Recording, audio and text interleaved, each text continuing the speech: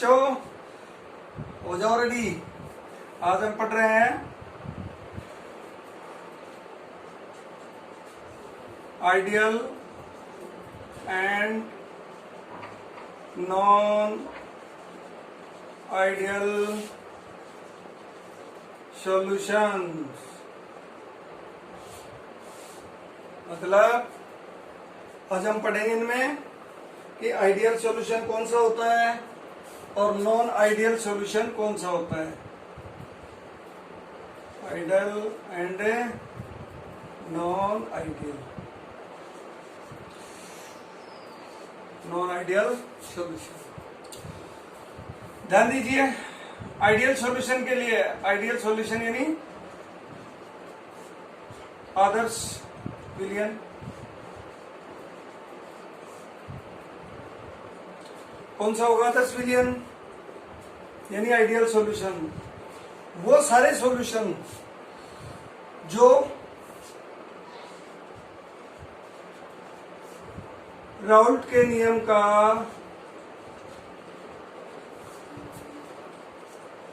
पालन करते हैं। ठीक है, those solution, all those solution which obey Raoult's law, यानी जो भी किसका पालन करेंगे? राउल्ट्स के नियम का पालन करते हैं। कौन सा विलयन कहलाएगा? कौन सा सॉल्यूशन होगा? आइडियल सॉल्यूशन होगा यानी आदर्श विलयन होगा। दूसरा हम लेते हैं इसी में अनादर्श विलयन। अनादर्श विलयन यानी नॉन आइडियल सॉल्यूशन। बस फर्क कितना करना है? फर्क ये करना है, वो ये राउल्ट के नियम का पालन करते हैं, उसको ओबे करते हैं।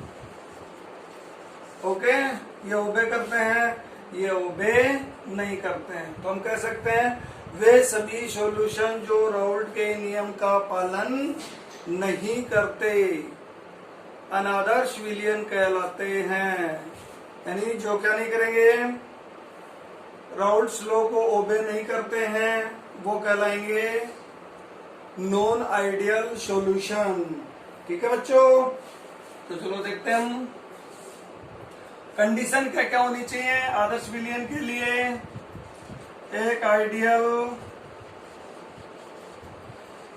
सॉल्यूशंस के लिए क्या क्या कंडीशंस होनी चाहिए, क्या क्या होती हैं? ध्यान रखना, बहुत इजी है। नंबर 1 प्रेशर, यानी विलयन का प्रेशर यानी उसका दाब।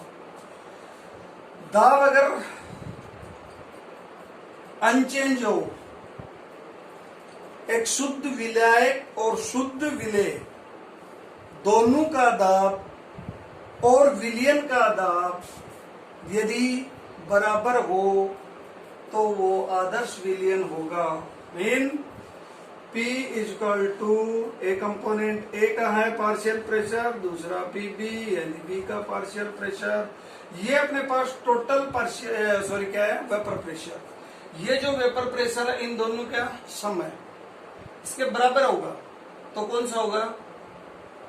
कौन सा होगा? Ideal solution. Number 2 volume change भी क्या होना चाहिए? 0, यानी आयतन में कोई परिवर्तन नहीं होना चाहिए। जिसको हम ये लिख सकते हैं V2 minus V1 equal to delta V equal to 0। मतलब क्या नहीं होगा?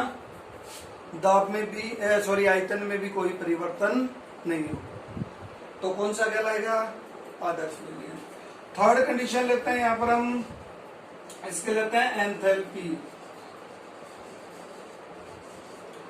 एंथैल्पी चेंज यानी एंथैल्पी में कोई चेंज नहीं होना चाहिए।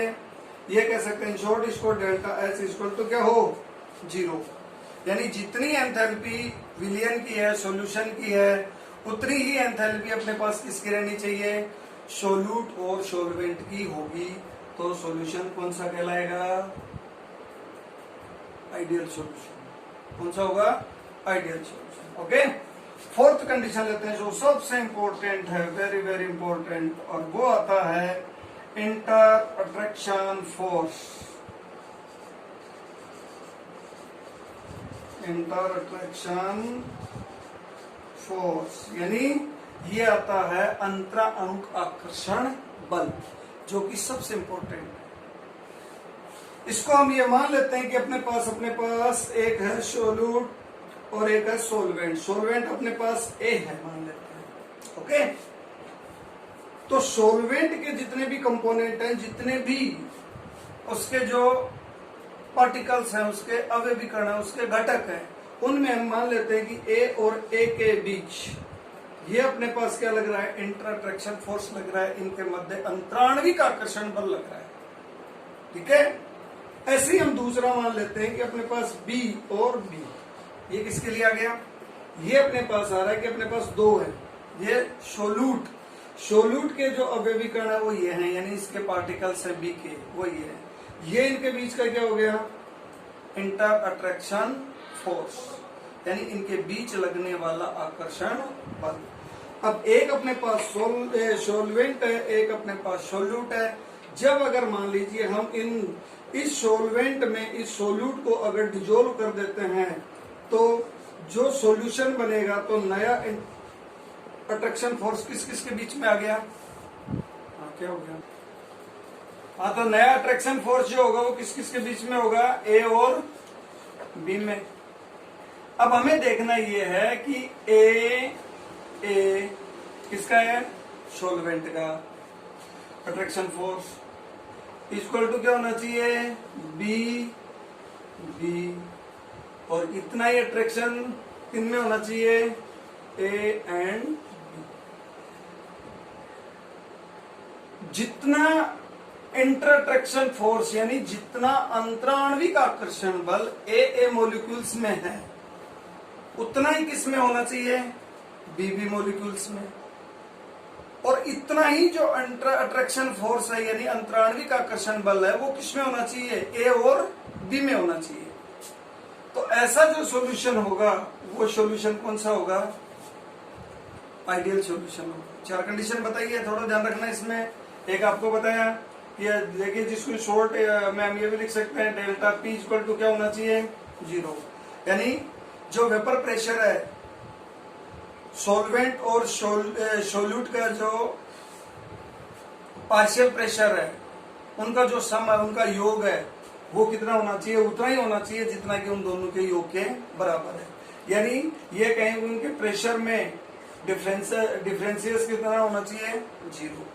ऐसे ही दूसरा हमने वॉल्यूम लिया, डेल्टा वी इक्वल टू क्या होगा, 0। तीसरा हमने लिया enthalpy, delta H equal to क्या होगा, 0, ओके।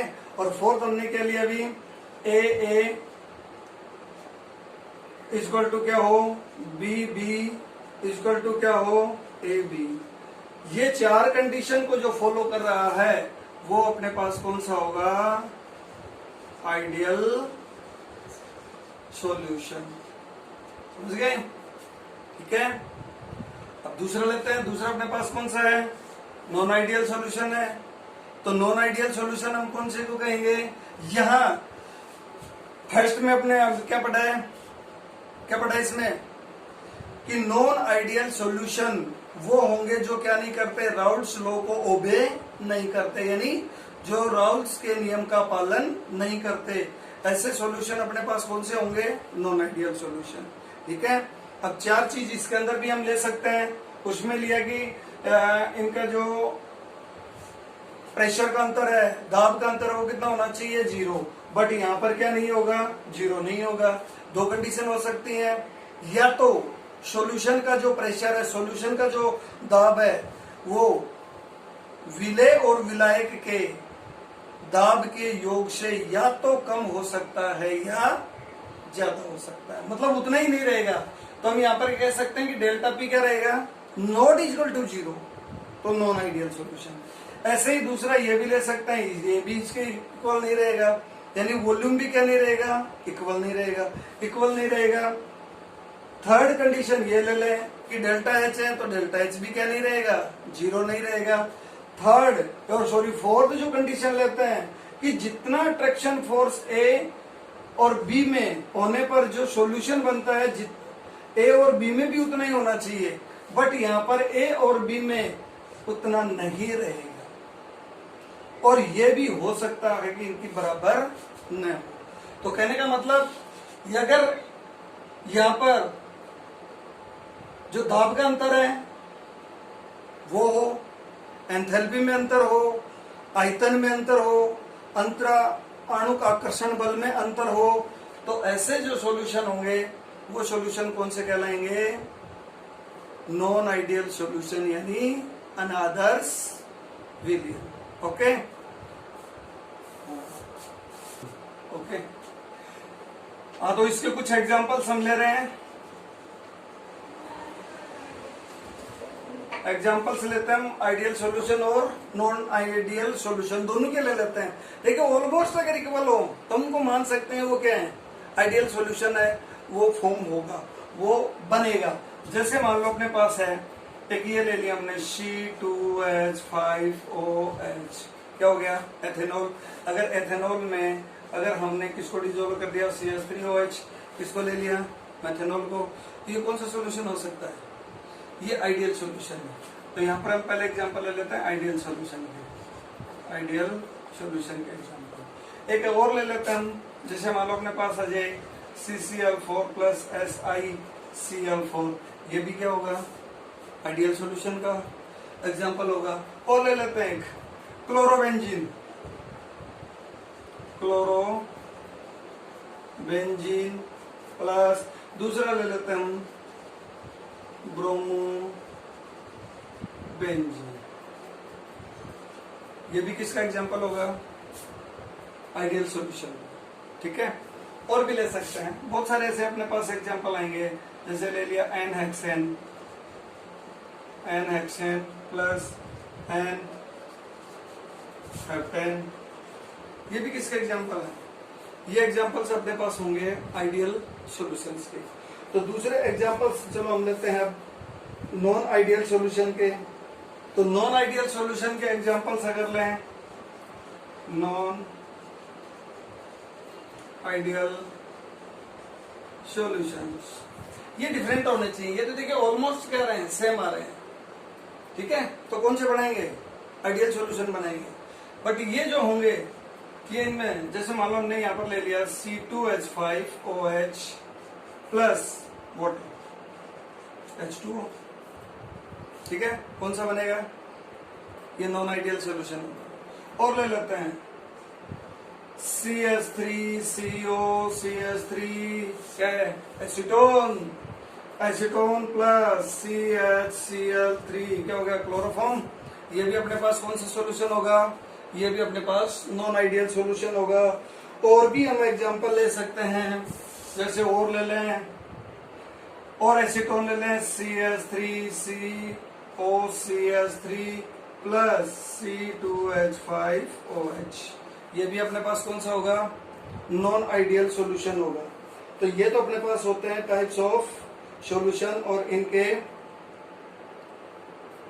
एग्जांपल्स। ठीक है, अब नेक्स्ट इसके अंदर हम लेते हैं नेक्स्ट इसके अंदर अब हम पढ़ेंगे कि नॉन आइडियल सॉल्यूशन है, उनके क्या लेने में? डेविएशन लेने हैं। तो दो टाइप के डेविएशन लेंगे यहाँ।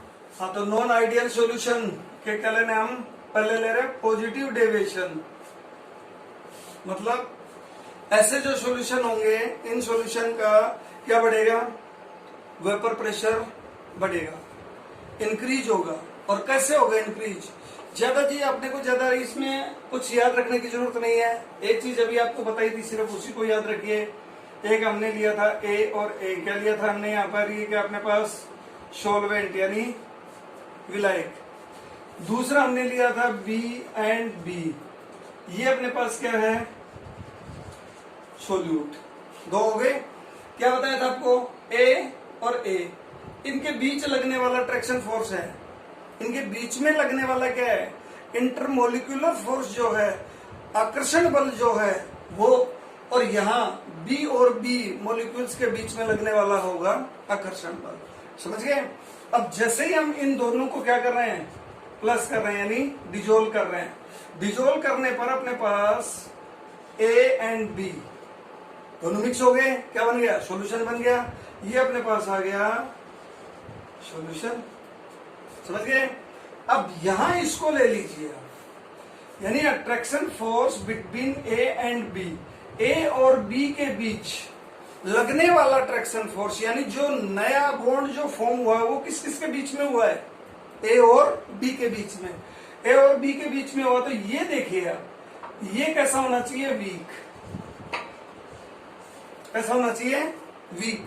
अगर A और B के बीच नया बनने वाला बॉन्ड, अगर नया बनने वाला बंद अगर कमजोर है, दुर्बल है, वीक है, तो यहां क्या होगा? इजीली A एंड B दोनों ही क्या हो जाएंगे?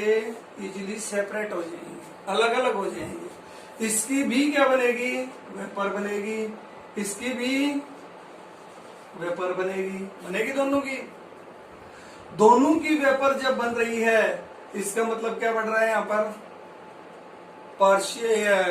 वेपर प्रेशर ऑफ सॉल्यूशन क्या होगा? इंक्रीज होगा, यानी विलियन का वेपर प्रेशर, वाष्प दाब है, वो क्या होता है? इंक्रीज होगा। क्या होगा? इंक्रीज। इंक्रीज हो गया, इसका मतलब क्या बढ़ रहा है? वेपर प्रेशर बढ़ रहा है। कौन सा हो गया? Positive deviation. रह जाएगी बात ध्यान में। इतनी बात ध्यान में रखनी है कि जो A और B यानी सॉल्वेंट और सोल्यूट को जब डिजोल्व करेंगे, तो नए जो बॉन्ड है वो सॉल्यूशन में किस किस के बीच में फॉर्म होंगे? A और B के बीच में। जब A और B के बीच में यदि बनने वाला बॉन्ड अगर कैसा हो गया? वीक हो गया। कैसा हो गया? वीक। अब जब इसको अगर हम हीट करेंगे तो ये बॉन्ड इजीली ब्रेक हो जाएगा, इसकी भी वेपर बनेगी, इसकी भी वेपर बनेगी, और जो टोटल वेपर प्रेशर है वो क्या होगा? इंक्रीज होगा। तो कौन सी डेविएशन होगी यहाँ पर? Positive deviation. इसके लिए देखिए हम ग्राफ अगर लेते हैं तो एक आइडियल सॉल्यूशन के लिए अपने पास ग्राफ ये आता है। ग्राफ ये लेते हैं हम, दो ग्राफ अपने पास हम ले रहे हैं। एक ले रहे हैं XA इक्वल टू 1, ओके। दूसरा हम कौन सा लेंगे? इसी में ले लेते हैं। x भी इक्वल टू क्या मान लिया हमने? 0 मान लिया। अब दूसरी तरफ इसका ऑपोजिट कर लो। XA इक्वल टू अपने पास क्या है? 0। तो XB इक्वल टू क्या है? 1। मतलब पूरे के पूरे जो मोल है वो किसके हैं? XB के। इधर पूरे के पूरे मोल किसके ले रहे हैं हम? किसके ले रहे हैं? A के। तो देखिए यहाँ पर जो ग्राफ हम फॉर्म करेंगे तो वो ग्राफ, ये ग्राफ आता है। ये जो ग्राफ आ रहा है, ये ग्राफ अपने पास किसके लिए होगा? ये हमने यहाँ पर मान लिया इसका प्योर जो A सब्सटेंस है उसका वेपर प्रेशर है। ये किसका है? B, P0B, जो कि हमने पीछे पढ़ा था इनको। इन दोनों को अगर यहाँ पर हमने क्या कर दिया? ऐड कर दिया। ये अपने पास किसका आ गया भाई? ये आ गया अपने पास vapour pressure of solution. Total हो जाएगा यानी P equal to PA plus PB, ठीक है। अब दूसरा इधर अगर हम ये देख रहे हैं तो ये अपने पास आ जाएगा PA equal to P0A XA, ये भी हमने पढ़ा था। तो इधर कौन सा ले लो? PB इक्वल टू क्या आएगा? P0B, और क्या आ गया? XB। आए थे अपने पास ये पहले। अब चलो यहाँ पर हम क्या ले रहे हैं? पॉजिटिव डेविएशन ले रहे हैं। कहने का मतलब ये है कि जब हम इस सॉल्यूशन को जब हीट कर रहे हैं, ऐसी कंडीशन में ये भी क्या हो रहा है? क्योंकि दोनों वोलेटाइल हैं, ये भी बढ़ेगा, ये भी बढ़ेगा, तो इसका मतलब ये वेपर प्रेशर भी क्या होगा?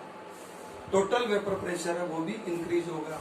तो देखिए जो अपने पास आइडियल जो ग्राफ है उससे क्या जा रहा है? ऊपर जा रहा है। ऊपर जा रहा है, इसका मतलब कौन सा हो गया? पॉजिटिव डेविएशन हो गया। समझ गए? ये ग्राफ अपने को ध्यान में रखना है। अब चलो दूसरा ले लेते हैं, इसी में चेंज कर लेते हैं, कोई ज्यादा इसमें नहीं लेना हमें। दूसरा हम तो इसके लिए ले रहे हैं नेगेटिव डेविएशन ले लेते हैं। चलो यही मिटाकर यही देख लेते हैं हम कौन सा ले रहे हैं? Negative deviation. सेम वही हमें क्या करना है? सॉल्वेंट और सॉल्यूट से किसको फॉर्म करना है? सॉल्यूशन को। जब सॉल्यूशन फॉर्म होगा तो नई बॉन्डिंग किस किस के बीच में होगी?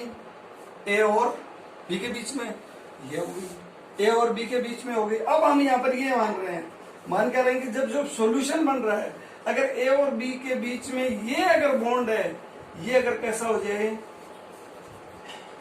स्ट्रॉन्ग हो जाए, आपकी बात कैसा हो जाए, स्ट्रॉन्ग। अगर स्ट्रॉन्ग हो गया, इसका मतलब ये इजीली क्या नहीं होंगे, ब्रेक नहीं होंगे, टूटेंगे नहीं, आसानी से नहीं टूटेंगे।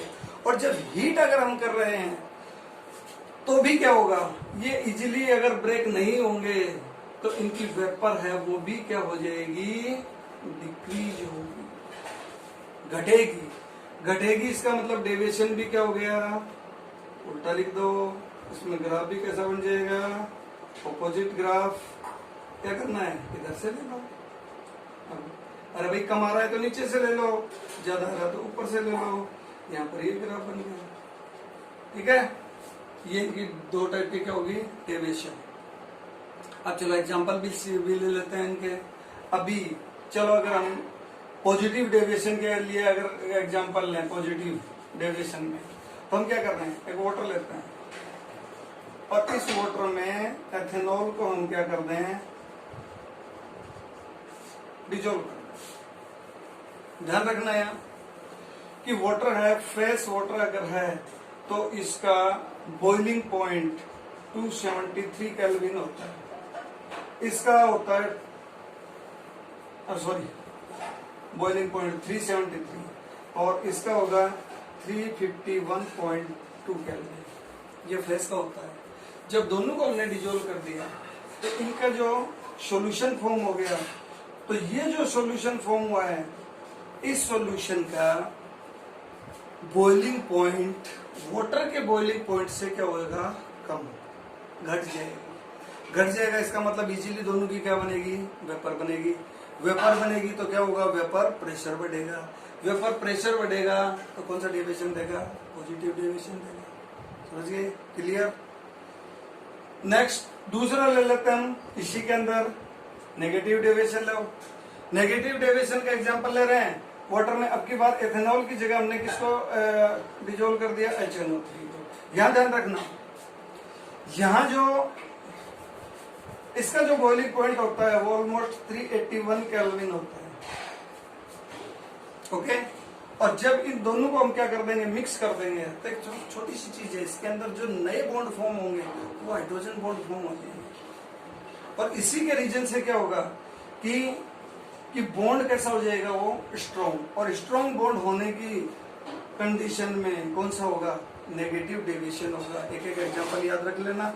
और भी अगर ले रहे हैं तो जैसे ये ले लें, एसीटोन लिया हमने,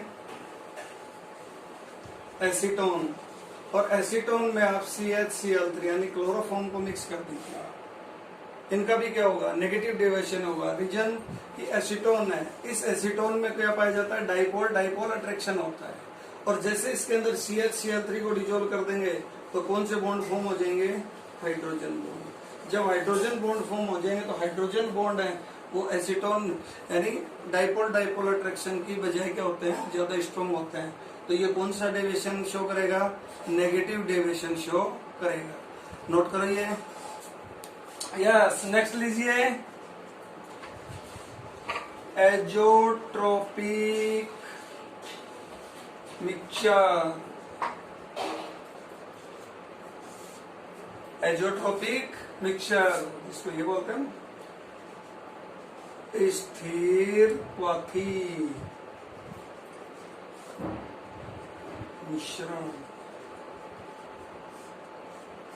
क्या होते हैं एजोट्रोपिक मिक्सचर, क्या होते हैं, कुछ ऐसे अपने पास मिक्सचर होते हैं जिनको हम क्या नहीं कर सकते, सेपरेट इजीली नहीं कर सकते। जैसे मान लो अपने पास एक आता है एथेनॉल, एथेनॉल है, ओके। और एथेनॉल का बॉइलिंग पॉइंट होता है 351.2 केल्विन, ओके। अगर ये वाटर में डिजोल्व है, इसमें है वाटर में, जिसका बॉइलिंग पॉइंट कितना होता है, 373 केल्विन होता है, ठीक है।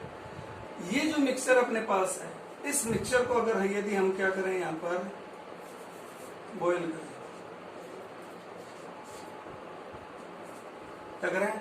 इसको बॉयल करें। अगर इसको हम बॉयल कर रहे हैं तो बॉयल करते टाइम हम ये देखेंगे कि भाई इसका बॉइलिंग पॉइंट कम है, इसकी इजीली क्या होगी? वेपर बन जाएगी। इसकी वेपर बनेगी, ये क्या होता जाएगा? इससे सेपरेट होता चला जाएगा, अलग होता चला जाएगा। लेकिन जब 95.5% ऑलमोस्ट तक एथेनॉल है, उसको हम क्या कर सकते हैं? इसमें से सेपरेट कर सकते हैं। रिमेनिंग जो मिक्सचर अपने पास है वो क्या क्या बच गया? वो बच गया अपने पास वाटर प्लस 4.5% क्या बच गया अपने पास? एथेनॉल। इथेनॉल ये बच गया। ये जो अपने पास मिक्सचर होगा ये कौन सा होगा? एजोट्रोपिक होगा। कौन सा होगा? एजोट्रोपिक, यानी ये स्थिर पदार्थ मिश्रण है। क्या मतलब हुआ कि जब हम इस मिक्सचर को, यदि इस मिश्रण को यदि हम क्या कर रहे हैं? हीट कर रहे हैं, इसको अगर हम क्या करें? गर्म करें, तो हम ये देखेंगे कि वाटर प्लस एथेनॉल दोनों की वेपर साथ बनेगी। और यदि लिक्विड फॉर्म में है तो भी दोनों क्या रहेंगे? साथ रहेंगे। इसका मतलब ये हुआ कि इनकी वेपर फेज में और लिक्विड फेज में कंपोजिशन इनका क्या रहता है? सेम। तो ऐसे मिक्सचर जिनके वेपर फेज और लिक्विड फेज में कंपोजिशन अगर सेम रहे तो ऐसे सॉल्यूशन अपने पास कौन से होते हैं? एजोट्रोपिक सॉल्यूशन होते हैं।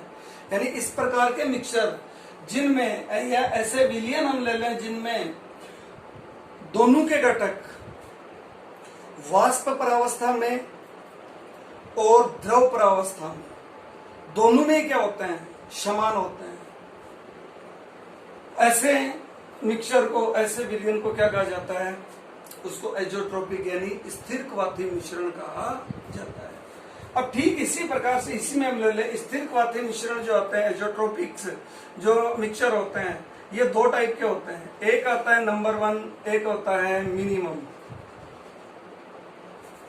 एक तो कौन सा होता है? Minimum azeotropic mixture. एक तो ये होता है। मिनिमम एजोट्रोपिक मिक्सचर अगर है, इसका मतलब ये होगा कि ऐसे मिक्सचर का जो बॉइलिंग पॉइंट है वो क्या हो जाता है? डिक्रीज हो जाता है। क्या होगा? डिक्रीज। ऐसे मिश्रण का क्वथनांक घट जाता है। ठीक है। और दूसरा यदि हम लेते हैं तो दूसरा हम ये लेते हैं कि जिनमें क्या होता है? मैक्सिमम एक्सोट्रोपिक मिक्सचर होता है। इसमें क्या होगा? इसको हम ये कह सकते हैं कि अधिक क्वथी, इनका क्वथनांक बढ़ जाता है, इनका क्वथनांक घट जाता है। जिनका क्वथनांक घट जाएगा वो कौन सा देंगे? क्वथनांक यदि घटता है तो पॉजिटिव डेविएशन देंगे वेपर प्रेशर में, ध्यान रखोगे। कौन सा देंगे? Positive deviation. और जिनका बॉइलिंग पॉइंट बढ़ेगा उनके वेपर प्रेशर में नेगेटिव डेविएशन होगा। ये याद रख लेना। यानी इनको शॉर्ट में अगर हम लिखे तो ये सकते हैं, अगर मान लीजिए यहाँ पर बॉइलिंग पॉइंट क्या हो रहा है? इंक्रीज, तो क्या घटेगा? Vapour pressure. Okay. Vapour pressure मतलब यहाँ पर कौन सा देगा? ये नेगेटिव डेविएशन देगा। अगर ये बढ़ रहा है, ओ सॉरी, हाँ ये बढ़ रहा है तो ये कैसा होगा? ये अगर इंक्रीज हो रहा है तो ये क्या होगा? डिक्रीज। ध्यान रखना। दो अभी आपको बताया, एक नेगेटिव डेविएशन बताया था और एक पॉजिटिव डेविएशन। तो ये कौन सा देगा अपने पास? नेगेटिव डेविएशन ही देगा। ध्यान रखना। अगर दूसरे में ये देते हैं हम, जिनका बॉइलिंग पॉइंट क्या हो रहा हो, अगर डिक्रीज हो रहा है तो कौन सा देंगे? Positive deviation. ये दो टाइप के अपने पास क्या होते हैं? एजोट्रोपिक मिक्सचर होते हैं। ओके, नोट कर लो।